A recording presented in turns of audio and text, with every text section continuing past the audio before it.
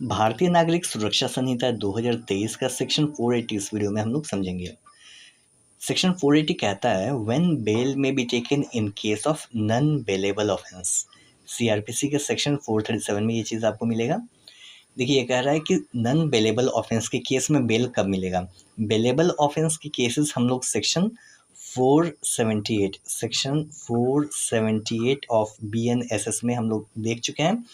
इस वीडियो में हम लोग सेक्शन 480 देखेंगे कि नॉन बेलेबल ऑफेंस के केसेस में बेल का प्रोविज़न क्या है। देखिए ऑफेंसेस दो प्रकार के होते हैं, एक बेलेबल हो गया, दूसरा नॉन बेलेबल हो गया।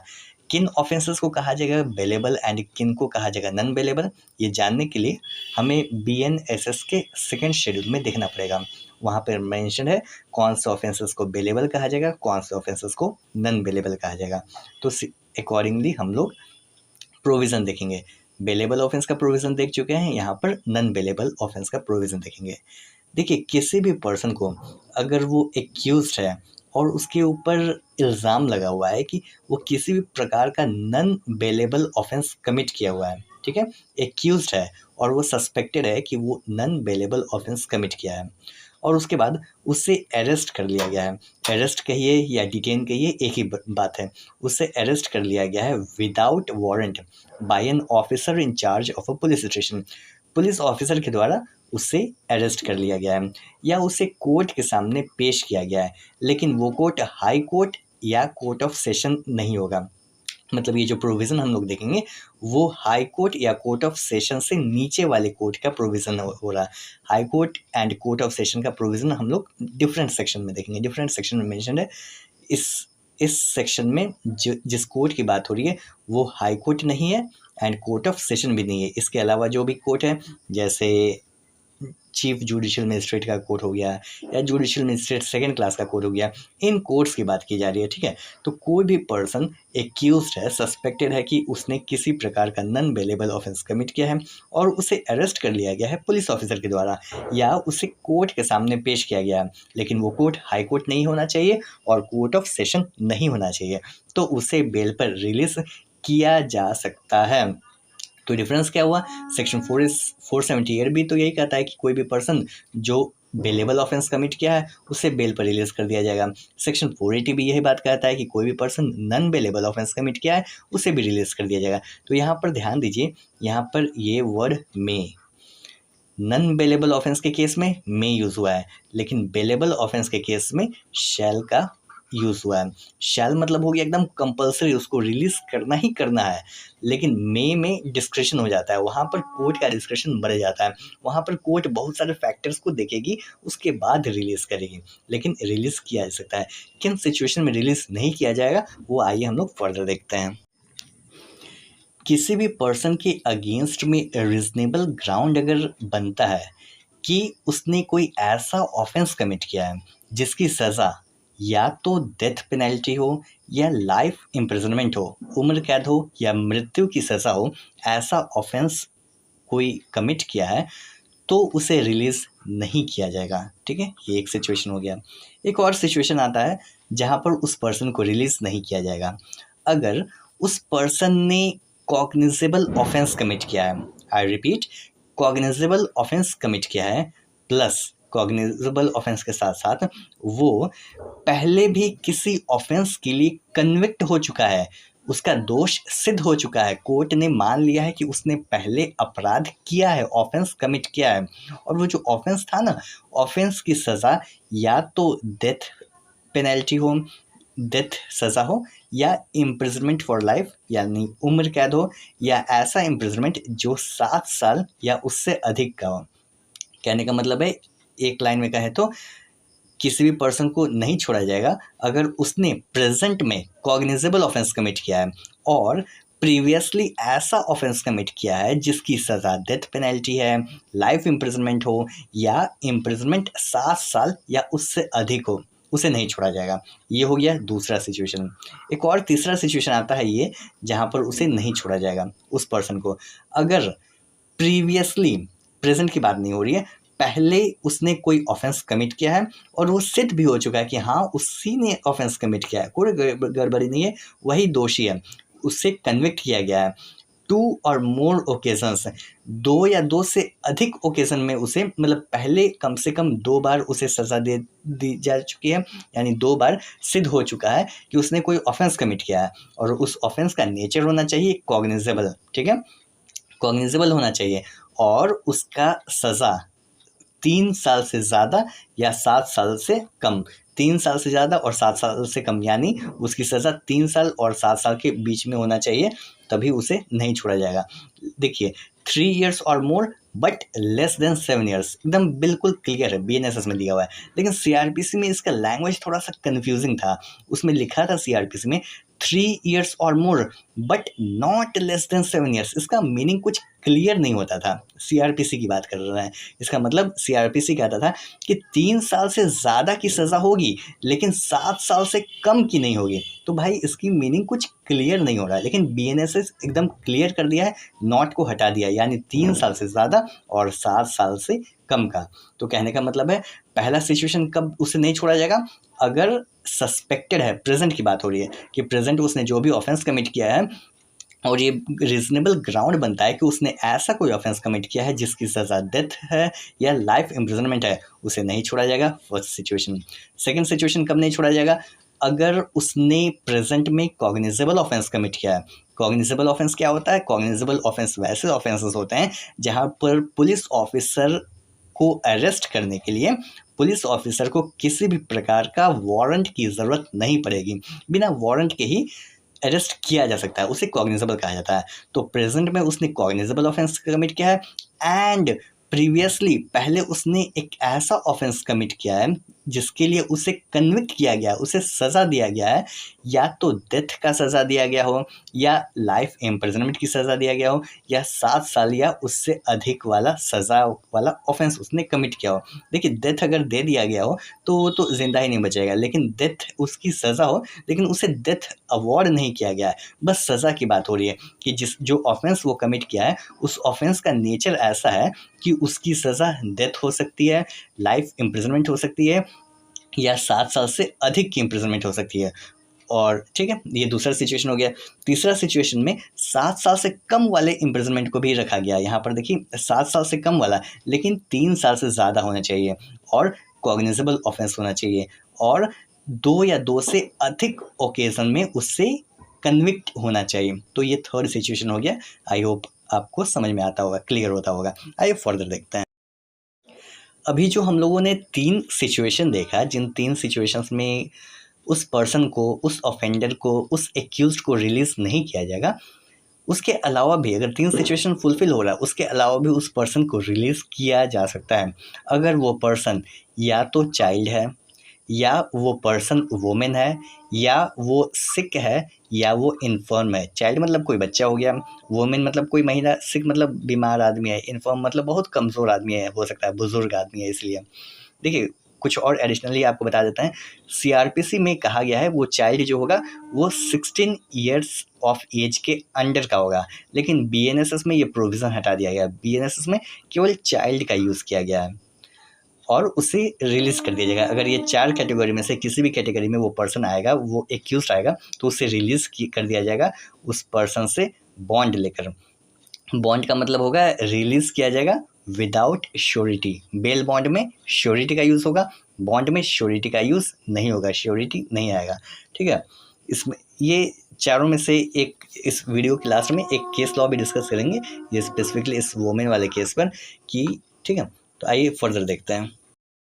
फर्दर ये सेक्शन कहता है कि इन सेकंड क्लॉज में जो हम लोग 2 टाइप ऑफ सिचुएशंस देखे हैं कि अगर प्रेजेंट में कॉग्निजेबल ऑफेंस है एंड प्रीवियसली ऐसे ऑफेंस के लिए उससे सज़ा मिला है जो डेथ या इम्प्रिजनमेंट फॉर लाइफ या 7 साल से या अधिक का हो, या थर्ड सिचुएशन जो हम लोगों ने देखा था कि प्रीवियसली 2 या 2 से अधिक ओकेजन पर उससे कन्विक्ट किया गया हो। इन 2 सिचुएशंस होने के बावजूद भी कोर्ट उसे छोड़ सकती है, बेल पर रिलीज़ कर सकती है। अगर कोई स्पेशल सर्कमस्टांस होता है या स्पेशल रीज़न होता है, कोर्ट को अप्रोप्रिएट लगता है, कोर्ट अगर सेटिस्फाई हो जाती है तो उसे रिलीज़ किया जा सकता है। ठीक है, फर्दर क्या कहती है,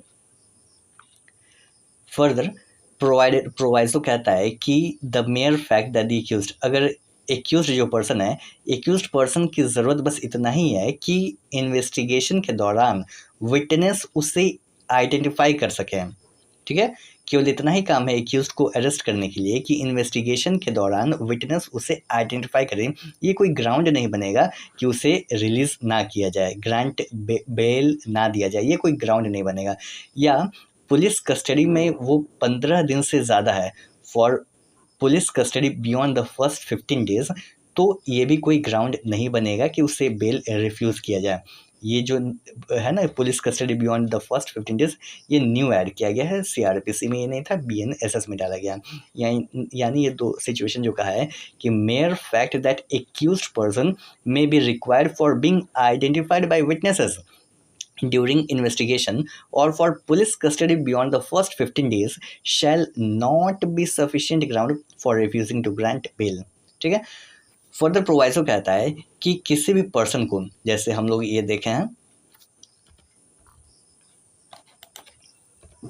यहाँ पर, कि किसी भी पर्सन को रिलीज़ नहीं किया जाएगा अगर रीजनेबल ग्राउंड एग्जिस्ट करता है कि उसने डेथ वाली सज़ा ऑफेंस कमिट किया है जिसका सज़ा, ऐसा ऑफेंस कमिट किया है जिसकी सज़ा डेथ हो या इम्प्रिजनमेंट फॉर लाइफ हो या 7 साल या उससे अधिक हो, तो ऐसे सिचुएशन में भी रिलीज़ किया जा सकता है। लेकिन कंडीशन क्या है, देखिए कोई भी पर्सन कोई ऐसा ऑफेंस कमिट किया है जिसका पनिशमेंट डेथ हो या इम्प्रिजनमेंट फॉर लाइफ हो या इम्प्रिजनमेंट 7 साल या उससे अधिक हो, ऐसे सिचुएशन में भी कोर्ट उसे रिलीज़ कर देगी। लेकिन रिलीज़ करने से पहले पब्लिक प्रोसिक्यूटर को एक नोटिस भेजा जाएगा, सो दैट पब्लिक प्रोसिक्यूटर का क्या कहना है, पब्लिक प्रोसिक्यूटर को भी सुना जाए, पब्लिक प्रोसिक्यूटर को अपॉर्चुनिटी दिया जाएगा, पूछा जाएगा कि क्यों उसे रिलीज़ नहीं किया जाएगा, ठीक है। फर्दर सबसेक्शन 2 कहता है कि अगर police officer incharge of police station, उस ऑफिसर को या कोर्ट जिसके सामने पेश किया गया है, ऑफिसर को या कोर्ट को लगता है कि कोई भी रीजनेबल ग्राउंड नहीं बनता है कि उसने किसी भी प्रकार का नॉन बेलेबल ऑफेंस कमिट किया है, कोर्ट को लगता है कि नहीं उसने नॉन बेलेबल ऑफेंस कमिट नहीं किया है, तो ऐसे सिचुएशन में उसे बेल पर रिलीज़ किया जा सकता है। या उस पुलिस ऑफिसर या कोर्ट के डिस्क्रिप्शन के ऊपर है, उन्हें अगर अप्रोप्रिएट लगता है तो वो कहेंगे बॉन्ड चाहिए हमें, बॉन्ड की एग्जीक्यूशन कीजिए एंड आपको रिलीज़ किया जाएगा। लेकिन सीआरपीसी में ये वर्ड हुआ था bond without sureties, bond without sureties CrPC में कहा था। क्यों कहा था? क्योंकि सीआरपीसी में बॉन्ड, बेल बॉन्ड डिस्टिंग्विश्ड नहीं था, डिफाइन नहीं था इसका मीनिंग क्या होता है। लेकिन बीएनएसएस में साफ एकदम डिस्टिंग्विश किया गया है कि बॉन्ड मतलब रिलीज़ किया जाएगा पर्सन को विदाउट श्योरिटी। तो क्यों श्योरिटी का यूज़ यहाँ पे किया जाए, विदाउट श्योरिटी। लेकिन अगर बेल बॉन्ड रहेगा तो वहाँ पर श्योरिटी का यूज़ आएगा, तो इसीलिए सीआरपीसी में डिफाइंड नहीं था। तो सीआरपीसी में जहाँ भी श्योरिटी चाहिए होता था या नहीं चाहिए होता था वहाँ पर एक्सप्रेसली लिखना पड़ता था बॉन्ड विदाउट श्योरिटीज़। लेकिन बीएनएसएस में सिंपली बॉन्ड लिखेगा तो आपको समझना पड़ेगा कि ये बॉन्ड मतलब बात हो रही है बिना श्योरिटी के। सबसेक्शन 3 कहता है कि व्हेन अ पर्सन, कोई भी पर्सन एक्यूज्ड है या सस्पेक्टेड है कि उसने एक ऐसा ऑफेंस कमिट किया है जिसकी सज़ा 7 साल या उससे अधिक की हो, या उसने भारतीय न्याय संहिता के चैप्टर 6 के तहत में कोई ऑफेंस किया है, chapter 6 offences affecting the human body, या चैप्टर 7 के तहत में कोई ऑफेंस किया है। चैप्टर 7 क्या आता है बीएनएस का, of offences against the state, या चैप्टर 17 ऑफ बीएनएस, चैप्टर 17 कहता है of offences against property. In offences के अगेंस्ट में अगर कोई पर्सन एक्यूज्ड है या सस्पेक्टेड है कि उसने ऑफेंस कमिट किया है या अबेट किया है, अबेटमेंट के लिए या कंस्पिरेसी के लिए या अटेम्प्ट करने के लिए कोशिश किया है, कॉन्स्पायर किया है या अबेटमेंट किया है, किसी को भड़काया है करने के लिए, तो ऐसे सिचुएशन में भी उसे बेल पर रिलीज़ किया जा सकता है। लेकिन बेल पर रिलीज़ करने से पहले कोर्ट के द्वारा कुछ कंडीशंस इम्पोज किया जाएगा। कंडीशंस हो सकता है, पहला कंडीशन होगा जो इम्पोज किया जाएगा कि उस पर्सन को अटेंड करना है, shall attend in accordance with the conditions of the bond. Bond में जो भी कंडीशन मेंशन है उस कंडीशन के अकॉर्डेंस में उस पर्सन को अटेंड करना है जहाँ पर भी उसे बुलाया जाएगा। सेकेंड कंडीशन ये लगाया जाएगा कि वो जो पर्सन है सिमिलर ऑफेंस फर्दर कमिट नहीं करेगा जिस ऑफेंस के लिए वो सस्पेक्टेड है या वो एक्यूज्ड है। तीसरा कंडीशन लगाया जा सकता है कि वो किसी भी पर्सन को इंड्यूसमेंट नहीं करेगा, थ्रेट नहीं करेगा, धमकी नहीं देगा, प्रॉमिस नहीं करेगा या उसको मुंह बंद करने के लिए पैसे नहीं देगा किसी ऐसे पर्सन को जिसके पास एविडेंस है या उसके पास जानकारी है उस ऑफेंस के रिलेटेड में। ठीक है, इसके अलावा और कोई भी कंडीशन कोर्ट के द्वारा लगाया जा सकता है जो कोर्ट को अप्रोप्रिएट लगे, नेसेसरी लगे। फर्दर सबसेक्शन 4 कहता है कोई भी पुलिस ऑफिसर या कोर्ट किसी भी पर्सन को रिलीज करती है इस सेक्शन के तहत में, तो वो राइटिंग में देगी कि क्यों रिलीज किया जा रही है। ऑब्वियस है, कोई भी चीज़ किया जाता है तो वो राइटिंग में ही किया जाता है, रीज़न के साथ लिखा जाता है कि क्यों किया जा रहा है। नेक्स्ट सबसेक्शन 5 कहता है any court which has released a person on bail, कोई भी कोर्ट जिसने उस पर्सन को, उस एक्यूज्ड को रिलीज किया है बेल पर, और अगर उस कोर्ट को लगता है कि नेसेसरी है उस पर्सन को उस बेल को कैंसिल कर देना, तो वो पर्सन डायरेक्ट कर सकेगा, वो कोर्ट डायरेक्ट करेगा कि उस पर्सन को अरेस्ट किया जाए और कस्टडी में ले लिया जाए। फर्दर सबसेक्शन 6 कहता है कि कोई ऐसा केस आया है जो मजिस्ट्रेट के द्वारा ट्रायबल है, मजिस्ट्रेट कोर्ट के द्वारा ट्राई किया जाएगा, और the trial of a person accused of any non bailable offence, और वो जो ऑफेंस कमिट किया है उस ऑफेंस का नेचर है नॉन बेलेबल, और 60 दिन के अंदर अंदर में अगर ट्रायल कंप्लीट नहीं होता है, 60 दिन कब से जोड़ा जाएगा, from the first date fixed for taking evidence लेने के लिए पहली तारीख जो फिक्स की जाएगी उस तारीख से 60 दिन तक काउंट किया जाएगा। अगर 60 दिन के अंदर अंदर में ट्रायल कंक्लूड नहीं होगा, ट्रायल कंप्लीट नहीं होगा, 60 दिन मतलब 2 महीने में कंप्लीट नहीं होगा, तो उस पर्सन को बेल पर रिलीज किया जाएगा। अगर वो पूरे 60 दिनों तक कस्टडी में रहा है तो उसे रिलीज किया जा सकेगा। किस सिचुएशन में, मजिस्ट्रेट कोर्ट के द्वारा ट्रायबल हो और नॉन बेलेबल ऑफेंस ट्रायबल हो, और 60 दिनों के अंदर में अगर ट्रायल कंप्लीट नहीं होता है तो उस पर्सन को बेल पर रिलीज किया जा सकेगा अगर वो पर्सन ऑलरेडी कस्टडी में है तो। लेकिन अगर unless for reasons to be recorded in writing, अगर मजिस्ट्रेट को लगता है कि 60 दिन कंप्लीट हो गया लेकिन उसके बावजूद भी उस पर्सन को रिलीज नहीं करना है, तो अलग बात है, मजिस्ट्रेट साहब राइटिंग में लिखेंगे, रीज़न लिखेंगे कि क्यों उन्हें लगता है, उसके बाद उसे फर्दर रिलीज नहीं किया जाएगा। फर्दर लास्ट सबसेक्शन 7 कहता है if at any time after the conclusion of the trial complete हो गया, अब जजमेंट सुनाना बाकी है, फैसला हो गया है, जज साहब को पता चल गया है वेदर वो पर्सन दोषी है या दोषी नहीं है, ट्रायल कंप्लीट हो गया। ट्रायल मतलब यही होता है, ट्रायल के बाद जजमेंट सुनाया जाता है। जजमेंट में क्या सुनाया जाता है, जजमेंट में बताया जाता है कि वेदर द पर्सन जो एक्यूज है, जो सस्पेक्टेड है, वाकई में उसने ऑफेंस कमिट किया है या ऑफेंस कमिट नहीं किया है। बेसिक पर्पस यही होता है ना जजमेंट का।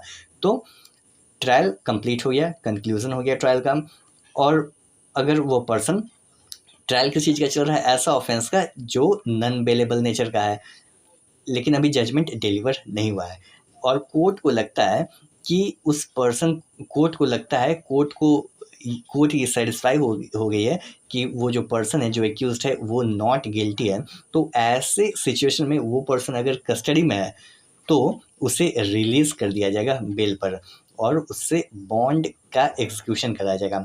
बॉन्ड मतलब विदाउट श्योरिटी। सीआरपीसी में हम आपको बता चुके हैं, सीआरपीसी में ये चीज़ डिफाइंड नहीं था, इसीलिए सीआरपीसी में यूज है बॉन्ड विदाउट श्योरिटीज, लेकिन बीएनएसएस में साफ क्लियरली डिफाइंड है कि बॉन्ड मतलब विदाउट श्योरिटी, बेल बॉन्ड मतलब विथ श्योरिटी। तो बॉन्ड लेकर उसे रिलीज किया जा सकेगा, सो दैट जब जिस दिन भी जजमेंट डिलीवर किया जाएगा वो अपने जजमेंट को अपीयर करे और जजमेंट को सुने। ये था सबसेक्शन 7। आइए अब समझते हैं कॉन्स्टिट्यूशनल वैलिडिटी ऑफ सेक्शन 480, यानी सेक्शन 480 क्या आर्टिकल 14 कॉन्स्टिट्यूशन ऑफ इंडिया के आर्टिकल 14 को वॉलेट करता है। आर्टिकल 14 बताता है इक्वालिटी बिफोर लॉ के बारे में, कि लॉ के सामने, कानून के सामने सब कोई बराबर है। तो क्या ये उसका वॉलेशन करता है। ये कॉन्स्टिट्यूशनल वैलिडिटी अराइज हुआ in the case of Nirmal Kumar Banerjee versus the state 1972 में। I repeat, Nirmal Kumar Banerjee versus the state 1972। भारतीय नागरिक सुरक्षा संहिता 2023 का सेक्शन 480 है, when bail may be taken in case of non bailable offence. Bailable offence में easily bail मिल जाएगा, लेकिन नॉन बेलेबल ऑफेंस में थोड़ा मुश्किल होता है, लेकिन यहाँ भी बेल मिल जाता है। यहाँ पर जो कि सीआरपीसी के सेक्शन 437 में ये प्रोविजन मेंशन है। ये जो सेक्शन 480 है, बीएनएसएस का सेक्शन 480, ये डिस्टिंक्शन करता है graver offence and lesser offence, मतलब काफ़ी घिनौना अपराध और थोड़ा लाइटली अपराध में डिस्टिंक्शन क्रिएट करता है, और एक्सेप्शन क्रिएट करता है in favour of children, women, inform या सिक पर्सन। इन तीनों के फेवर में कुछ एक्सेप्शंस भी प्रोवाइड करता है कि एक्सेप्शन मिल जाता है, उन्हें इजिली बेल मिल सकता है। तो क्या ये आर्टिकल 14 का वायलेशन होता है? क्या ये सेक्शन कॉन्स्टिट्यूशनली वैलिड है? सुप्रीम कोर्ट ने कहा कि जो क्लासिफिकेशन किया गया है ये बेस्ड है इंटेलिजिबल डिफरेंशिया में, और ये जो सेक्शन है 480, बीएनएसएस का सेक्शन 480, पुराना सीआरपीसी का सेक्शन 437, ये कॉन्स्टिट्यूशनली वैलिड है, कॉन्स्टिट्यूशन के आर्टिकल 14 का वायलेशन नहीं करता है। जो क्लासिफिकेशन किया गया है, graver offence and lesser offence classification किया गया है, normal person and children, women, infirm, sick, ये दो के बीच में क्लासिफिकेशन किया गया है। ये इंटेलिजिबल डिफरेंशिया के बेसिस पे क्लासिफिकेशन किया गया है, और जो क्लासिफिकेशन किया गया है उसका रिलेशन है जो लेजिस्लेशन का ऑब्जेक्ट है उससे, लेजिस्लेशन का ऑब्जेक्ट रिगार्डिंग बेल, उससे रिलेशन, साफ रिलेशन है कि उसका लेजिस्लेशन का क्या ऑब्जेक्ट है। इसीलिए बीएनएसएस का सेक्शन 480 कॉन्स्टिट्यूशनली वैलिड है। Article 14 of constitution of India को ये वॉयलेट नहीं करता है। ये कॉन्स्टिट्यूशनल वैलिडिटी अराइज हुआ Nirmal Kumar Banerjee versus the state 1972 में, और सुप्रीम कोर्ट ने डिसाइड किया कि ये कॉन्स्टिट्यूशनली वैलिड है सेक्शन 480। भारतीय नागरिक सुरक्षा संहिता 2023 का section 480, when bail may be taken in case of non-bailable offense, ये कुछ एक्सेप्शन क्रिएट करता है in favour of children, women, sick and inform person. तो इस केस में एक केस जिसका नाम है Chandravati versus state of UP 1992, Chandravati versus state of UP 1992 में एक प्रॉब्लम अराइज ये हुआ कि जो एक्सेप्शन क्रिएट किया गया है चिल्ड्रन, वुमेन, सिक पर्सन, इन्फर्म पर्सन के कंटेक्स्ट में, तो क्या ये कंपलसरी है कि कभी भी कोई भी पर्सन अगर वुमेन पाई जाती है तो उसे छोड़ दिया जाएगा, यानी बेल मिल जाएगा? क्या ये कंपलसरी है या सिर्फ एक कोर्ट के डिस्क्रिप्शन के ऊपर डिपेंड करता है? तो ये सवाल को सुलझाया गया, इस सवाल का क्वेश्चन का आंसर दिया गया इस केस में, Chandravati versus state of UP. इस केस में क्या होता है, इस केस में जो डॉटर इन लॉ होती है, वो जो बहू होती है, वो मदर इन लॉ के द्वारा बहू का मर्डर कर दिया जाता है। मदर इन लॉ यानी सास और अन्य दूसरे लोगों के द्वारा मिलकर मर्डर कर दिया जाता है। तो यहाँ पे अराइज हुआ है कि ये जो सास है, मदर इन लॉ है, वो तो एक वुमेन है, तो उसे बीएनएसएस के सेक्शन 480 सबसेक्शन 1 के प्रोवाइजो 1 में जो एक्सेप्शन मेंशन है कि बेल मिल जाएगा चिल्ड्रन को, वुमेन को, तो क्या वुमेन को, मदर इन लॉ को, यहाँ पर जो सास है उससे बेल मिल जाएगा? तो कोर्ट ने कहा बिल्कुल नहीं बेल मिलेगा, क्योंकि जो प्रोविजन है वो यूज हुआ है, मे का वर्ड यूज हुआ है, the court may direct such person to be released. Court को अगर लगेगा, अप्रोप्रिएट लगेगा, depending on circumstances of the case, appropriate लगेगा, तभी कोर्ट चिल्ड्रन के फेवर में या वुमेन के फेवर में या सिक हो गया या कोई इनफर्म पर्सन है उसके फेवर में बेल दिया जा सकता है, अगर कोर्ट को अप्रोप्रिएट लगेगा तब। तो कहने का मतलब है कि बीएनएसएस के सेक्शन 480 सबसेक्शन 1 में के प्रोवाइजो 1 में जो मेंशन है exception, children, women, inform person के कंटेक्स्ट में जो एक्सेप्शन मेंशन है, वो मैंडेटरी प्रोविजन नहीं है, वो कोर्ट के डिस्क्रिप्शन के ऊपर डिपेंड करता है। ये हेल्ड हुआ Chandravati versus state of UP 1992 का।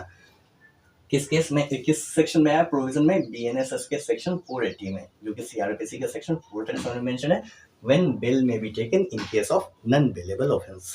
बीएनएसएस का सेक्शन 480 सबसेक्शन 5 कहता है कि किसी भी पर्सन को कोर्ट के द्वारा बेल पर रिलीज कर दिया गया है, और कोर्ट को लगता है कि उसे बेल को कैंसिल कर देना चाहिए, तो कोर्ट उस पर्सन के बेल को कैंसिल कर सकती है और फिर से उसे री अरेस्ट करने का ऑर्डर सुना सकती है।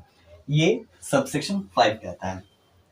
लेकिन किन सिचुएशन में कोर्ट ऐसा कर सकती है, बेल को कैंसिल कर सकती है, ये प्रोविजन मेंशन नहीं है। तो जो सिचुएशन है वो 5 सिचुएशन है। सुप्रीम कोर्ट के द्वारा 5 सिचुएशन दिया गया कि इन 5 सिचुएशन में कोर्ट के द्वारा दिया गया बेल को वापस कैंसिल किया जा सकता है। Kalyan Singh versus state of MP 1989 में किस केस में सुप्रीम कोर्ट ने बताया? Kalyan Singh versus state of MP 1989 में सुप्रीम कोर्ट ने कहा कि देयर आर 5 सर्कमस्टांसेस जिन सर्कमस्टांसेस में किसी भी पर्सन को बेल दिया गया है, वापस उसे कैंसिल करके उस पर्सन को री अरेस्ट किया जा सकता है। पहला सिचुएशन, अगर वो पर्सन सेम ऑफेंस फिर से कमिट करता है, जिस ऑफेंस के लिए उससे अरेस्ट किया गया, बेल दे दिया गया, छूट गया, फिर से सेम ऑफेंस कमिट करता है, तो कोर्ट उसके बेल को खारिज कर सकती है। दूसरा सिचुएशन, हैम्पर्स इन्वेस्टिगेशन। इन्वेस्टिगेशन कौन करता है? पुलिस ऑफिसर करता है या मजिस्ट्रेट करता है? पुलिस ऑफिसर के द्वारा इन्वेस्टिगेशन किया जाता है। मजिस्ट्रेट के द्वारा इन्वेस्टिगेशन नहीं किया जाता है, इंक्वायरी किया जाता है। तो पुलिस ऑफिसर के द्वारा इन्वेस्टिगेशन किया जा रहा है, तो वहाँ इन्वेस्टिगेशन में हैम्पर करता है, बाधा उत्पन्न करता है, तो भी उसके बेल को कैंसिल किया जा सकता है। Third situation, tempers with evidence. जो भी एविडेंस है या जो पर्सन को कुछ नॉलेज है एविडेंस के रिगार्डिंग में, उन पर्सन को धमकाता है या एविडेंस को डिस्ट्रॉय करता है या करने की कोशिश करता है, कुछ भी करता है एविडेंस के साथ में, तो ये भी एक सिचुएशन है जहाँ पर बेल को कैंसिल किया जा सकता है और उस पर्सन को री अरेस्ट किया जा सकता है। चौथा situation, runs away to foreign country. अगर कोर्ट के जुरिस्डिक्शन के बाहर जाता है या देश छोड़कर ही भाग जाता है, तो ऐसे सिचुएशन में, या जो श्योरिटी है, श्योरिटी की जो एरिया है कि श्योरिटी के कॉन्टैक्ट से बाहर भी अगर चल जाता है, तो ऐसे सिचुएशन में भी उस पर्सन को री अरेस्ट किया जा सकता है, बेल को कैंसिल किया जाएगा। पांचवा situation, commits violence in revenge. बदले की भावना में कोई भी ऐसा एक्ट कमिट करता है जो कि कहलाता है कि वो वायलेंस है और उसने बदला में कमिट किया है, बदला लेने के लिए किया है। तो ये 5 सिचुएशन है। इन 5 सिचुएशन में जिस पर्सन को बेल दिया गया है, वो उसे सेक्शन 480 सबसेक्शन 5 के तहत में फिर से बेल को कैंसिल करके उस पर्सन को री अरेस्ट किया जा सकता है। ये 5 सिचुएशन दिया गया जिस केस में, वो केस है Kalyan Singh versus state of MP. I repeat, Kalyan Singh versus state of MP 1989 का केस है। किसी पर्सन ने कोई ऑफेंस कमिट किया, उसे अरेस्ट कर लिया गया, रिलीज होने के लिए उस पर्सन ने बेल फाइल किया, कोर्ट के द्वारा बेल एप्लीकेशन को कैंसिल कर दिया गया, उसे बेल नहीं मिला, उसने फिर से बेल फाइल किया, तो क्या दोबारा कोर्ट उस बेल एप्लीकेशन को एंटरटेन करके उससे बेल ग्रांट कर सकती है? ये क्वेश्चन अराइज हुआ in the case of state of MP versus Kajad, 2001 का केस है। I repeat, state of MP versus Kajad 2001 का केस है। इस केस में कोर्ट ने कहा कि पहली बार में बेल एप्लीकेशन को रिजेक्ट कर दिया गया, तो दूसरी बार में बेल एप्लीकेशन को एक्सेप्ट नहीं किया जा सकता है। लेकिन अगर सर्कमस्टांसेस चेंज हो जाता है तो वो अलग बात है, वहाँ पर कोर्ट को लगेगा प्रॉपर, तो बेल एप्लीकेशन को एक्सेप्ट किया जा सकता है, बेल दिया जा सकता है। लेकिन सेम सर्कमस्टांसेस पे पहली बार रिजेक्ट हुआ, दूसरी बार सेम सर्कमस्टांसेस पे बेल एप्लीकेशन को ग्रांट नहीं किया जा सकता है। ये हेल्ड हुआ in the case of state of MP versus Kajad 2001।